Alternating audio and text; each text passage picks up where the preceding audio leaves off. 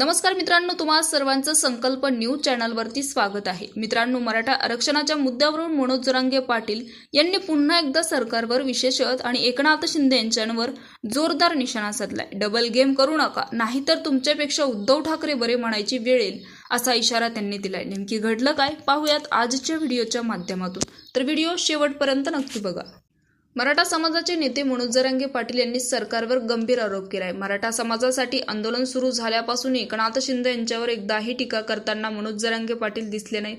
मात्र आता पहिल्यांदाच त्यांनी मनोज जरांगे पाटील यांना एकनाथ शिंदे यांच्यावर टीका केली आहे। एकनाथ शिंदे डबल गेम करत असल्याचा गंभीर आरोप जरांगे यांनी केलाय। भुमरेंसाठी मराठा समाजाच्या मुलाने जीवाची रान केली आहे। आमच्या उपकारांची परतफेड करता का? भुमरे मामा, तुम्ही 6 नंबरला होते, इतक्यात विसरलात का? सध्या तत्पुरते घ्या आणि नंतर रद्द करा, असं बावनकुळे यांनी सांगितलंय। आणि त्याचबरोबर देवेंद्र फडणवीस बोलत नाही याचा अर्थ असा आहे की मुकसतमत आहे। संजय शिरसाट यांनी का केला असावं? हा एक कट एकनाथ शिंदे यांनीच केला, असा गंभीर आरोपही मनोज जरांगे पाटील यांनी केलाय। पुढे मनोज जरांगे पाटील यांनी म्हटले की उद्धव ठाकरे यांना बरा म्हणायची वेळ आली आहे। तुमच्या गद्दारांचा डाग आम्ही पुसला। मीडियात जाहीरपणे सांगितलं होतं, जिल्हा परिषदच्या उमेदवारासाठी आमच्या लेकरांचं वाटोळं करता का? या दरम्यानच मनोज जरांगे पाटील यांनी शिंदे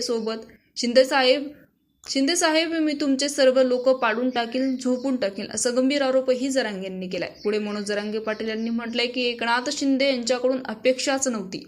किती दिवस डबल ढोलके वाजवणार? मी मिंधे नाही, जेलमध्ये सुद्धा जायला घाबरणार नाही। बावनकुळे फडणवीस यांचा मालक झाला का, असं म्हणत मनोज जरांगे पाटील संतपले।